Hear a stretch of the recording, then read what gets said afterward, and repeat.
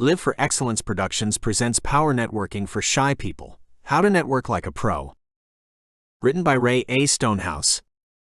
Narrated by Mike from Google. Forward. Wait a minute. Power networking for shy people, isn't that an oxymoron? How can shy people network at all, let alone power network? Shy people avoid networking events. No way. No how. If this is similar to your first reaction to the topic of this book, I would expect you are shy. Shyness doesn't have to be an obstacle to power networking, if you do it right. Power Networking for Shy People, How to Network Like a Pro is an updated version of Power Networking for Shy People, Tips and Techniques for Moving from Shy to Sly, an ebook I published in 2014. Effective networking skills remain essential for business success, especially when we are seeing a decrease in interpersonal communication skills. When I was researching the subject of professional networking skills, I expected to find we were becoming more skilled at communicating with each other, given the developments in social media and the availability of self-help books like this one. However, that wasn't the case. I'll expand upon this a little later. Since writing and publishing the original book, I have delivered a dozen or so seminars on the subject of power networking to groups of business professionals wanting to maximize their networking skills and to older workers wanting to get back into the workforce after having been out for an extended period of time. Both of those groups shared common attributes. There were people who were very shy, and there were those who were outgoing. As you would expect, the very shy didn't like having to attend mass gatherings of people and having to network. Many of the outgoing admitted that while they weren't shy and didn't have a problem getting out there and promoting themselves, they felt they could benefit from learning strategies to be better networkers. That's where power networking comes in. I didn't create the term, however. I have embraced it and taken it in different directions. John Jantz from Duct Tape Marketing says that networking isn't something you do before work or after work. It is work. You don't need to network to be in business, but you do if you want to stay in business. Networking is not a normal and easy activity for many people, especially if you are shy. It is a skill, and like any other skill, to become good at it, you need to learn how to do it and to practice. In business and in life, a majority of our success comes from talking to people and involving them in our ideas, plans, or projects. William Feather, American publisher 1889 to 1981, is often quoted as saying, "Knowledge is power." I'm not sure how Mr. Feather was at networking, but his statement wasn't true then and still isn't. Knowledge is only power when you do something with it. In this book, I build upon the strategies I provided in the original Power Networking for Shy People, Tips and Techniques for Moving from Shy to Sly. I will also give more attention to the shyness aspect of networking. Power networking techniques can be great, however. If you are crippled by your shyness, then they are of little use to you. Some people equate being an introvert to being shy. Not all shy people are introverts. Introversion is a description of where you draw your energy from. Introverts draw their energy from within. They often feel drained by being around people. It is an oversensitivity to stimulation. Shyness is a fear and is a learned behavior. It is a conditioned response. We weren't born shy. It can be a fear of the judgment of others or even the fear of judging yourself. We can learn to change our behavior. I know what it is like to be shy. I know how avoidance and denial can be a good friend. I know how uncomfortable it can be to attend a networking event and not know a single person. I also got sick and tired of my inhibitions getting in the way of opportunity and decided to do something about it. In this book, I share strategies I have learned in my own journey to help you gain your power in networking and become an effective networker. If I can do it, you can do it too. Ray A. Stonehouse, author. Introduction. Throughout my adult life, I have belonged to many organizations. If I felt the organization was worthwhile belonging to, it was worthwhile serving as a leader, and soon after joining, I sought out leadership opportunities. Landing a leadership position was not difficult.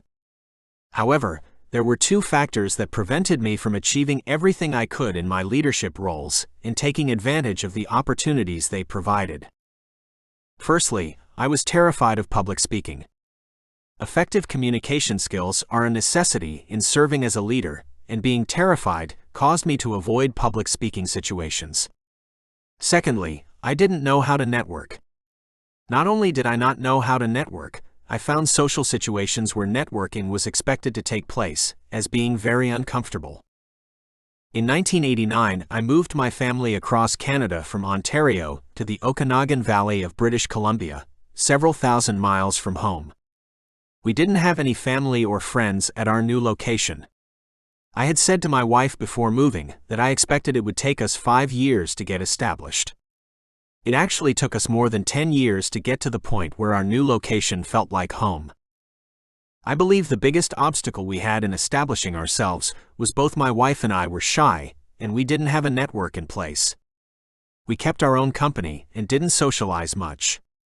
We didn't have family close by, and we weren't involved with a church, two common sources of connection. Neither did we have a network of friends and colleagues to draw upon when we needed them. A common source of potential networking opportunities is a person's workplace. I was working in a small group home for the mentally ill. They are not known for having large networks, and there were only a couple other staff employed at the worksite. My wife worked permanent night shift in a seniors' healthcare facility. Working night shift easily deprives you of a social life. Add to it the fact of being shy, and chances are slim you are going to build a supportive network. We didn't. Shortly after arriving in the new city, I joined an organization called JC's. It provided me an opportunity for socializing with the guys, and I developed new friendships. There were lots of networking opportunities, but being shy, I found them to be quite uncomfortable. Within a few years of joining JC's, I had reached the threshold of their age restriction, and I had to leave the organization. To my good fortune, I discovered Toastmasters and joined a club in my town. Toastmasters opened up a whole new world for me, and I incrementally and progressively reduced my fear of public speaking and honed my communication skills. By taking chances, continually raising the bar and accepting challenges and receiving effective feedback from my fellow club members, I was able to steadily improve. 19 years later, I operated a Master of Ceremonies business. I never saw that in my future. Toastmasters also brought me numerous networking opportunities. Unfortunately, while my skill at public speaking increased, my skill at networking did not keep pace. It didn't matter how many people I met, I was still uncomfortable in meeting new people in social situations. I suppose I had never been taught how to do so, and avoided it. Toastmasters brought me plenty of opportunities to develop my leadership skills. Leaders require effective communication skills. The more you lead, the more you need to communicate. The more of an effective communicator you are, the more likely leadership opportunities will come your way. All the while this is happening, your self-esteem and self-confidence are improving. It certainly did with me. While I was no longer shy standing before a group of several hundred people and having to deliver presentations, the networking scene still caused me problems. In 2006, I was elected as the Toastmasters District Governor for British Columbia and became the leader for some 3,500 members and 1,900 leaders.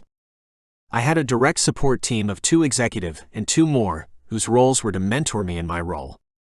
All 4 of them were extroverts and had big plans for me, the introvert. They thought I should be out there acting as a cheerleader, waving the pom-poms and leading the chant of rah, rah, rah. That's the way they would do it. It definitely wasn't going to happen. Shy people don't draw attention to themselves like that. No way, no how. They also wanted me spending all my time socializing with my fellow members, as a leader should be doing. At one point they came up with the brilliant idea of how to solve my shyness. They wanted me to wear a sign saying, "Hi, I'm Ray. I'm shy. Please talk to me." As outgoing extroverts, they couldn't imagine the discomfort that I felt. Their sign idea never came to pass. Nor did I become comfortable at networking while in office. Over the past few years, I have organized and chaired hundreds of meetings with 5 to 90 people in attendance. This has helped me in developing networking skills. Standing in the front of the room chairing a meeting makes it a lot easier to socialize and network when your task is completed. My default mode is still to be shy and awkward in social settings. I need to consciously work past my inhibitions each and every time. When I have done so, I've been quite successful. 25 years later, and I am still a very active Toastmasters member, learning and developing new skills from the organization and its communication and leadership program. While Toastmasters provides excellent training and social opportunities, they didn't provide training in how to network. Not that I could see. I decided to do something about it. I started researching the subject of business networking skills for shy people, likely the same way most people would do. I visited Mr. Google. Mr. Google had lots of articles, probably millions if I went by the numbers he provided. After reading quite a few articles, certainly not millions though, and following up on the resources or additional informational links the articles provided, I saw some interesting patterns emerging. It would seem most of the articles targeting shy networkers were written by extroverts. Their common advice seemed to be, "Suck it up, buttercup." I know that expression is becoming a cliché, however their meaning was for introverts to get over being shy and act like them. That is, to be extroverted. While I was researching and reading articles, I noticed another pattern developing. There didn't seem to be much original thought put into writing the articles. It was as if someone wrote an article on networking, and everybody else writing on the same subject merely used the first article as a template. Writers were producing unoriginal, how-to-network articles. In my research, I also discovered the concept of power networking. I believe my first notice of it was in reference to how to work a room, and it was likely directed towards insurance agents or those in the financial industry. In my power networking seminars I've delivered, I would often ask my audience why they didn't like going to business networking events. Assuming they didn't, of course. A common response was they didn't like being targeted by aggressive networkers, presumably power networkers. The usual professions cited were financial planners, insurance agents, and network marketers. In an upcoming chapter we identify those type of networkers as being sharks. Sharks aren't interested in developing meaningful relationships. They only want to go in for the kill. In this case, they want to make a sale on the spot. That's where you come in. You are the target. Another way of looking at power networking, and the way I prefer and promote, is to network with power. Okay, I will admit it seems a little simple and perhaps a matter of semantics. Power can be used for good or evil. That's why we have villains and superheroes to keep them in check. The sharks are the bad guys. They are using their power to get what they want at our expense. On the other hand, power networking, i.e. networking with power, is using a set of skills to make business networking not only easier and more productive, but setting the stage for win-win outcomes. Both members of a networking interaction should benefit, not only one person, as in the situation when dealing with a shark. Power networking, at least from my perspective, is acting upon a set of learned skills and knowledge that levels the playing field when it comes to business networking. This book is written for shy people like me, who know they should be out there networking, but just don't know how to go about it. The strategies I share will be of use to shy networkers as well as those that aren't shy at all. Here's a poem about change I found years ago.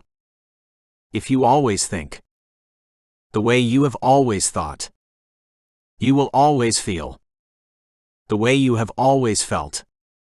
And if you always feel the way you have always felt, you will always do what you have always done. And if you always do what you have always done, you will always get what you have always gotten. If there is no change, there is no change. Author unknown. This book is about thinking, doing, and making changes. Some of them will challenge you to move out of your comfort zone. Outside your comfort zone is where and when personal growth happens. As in other books I have written, I use what I call the onion method of writing. We will take a close look at one layer at a time until we have a good understanding of our subject. I will revisit some ideas throughout the book, perhaps looking at it from a different angle or context. After many topics, you will see a heading entitled Power Networking Logistics. This will be a list of steps or actions you should take to maximize your effectiveness under the specific content area. Each content topic is standalone, and it isn't necessary to complete the previous one before working on the steps of another. Ray A. Stonehouse, author.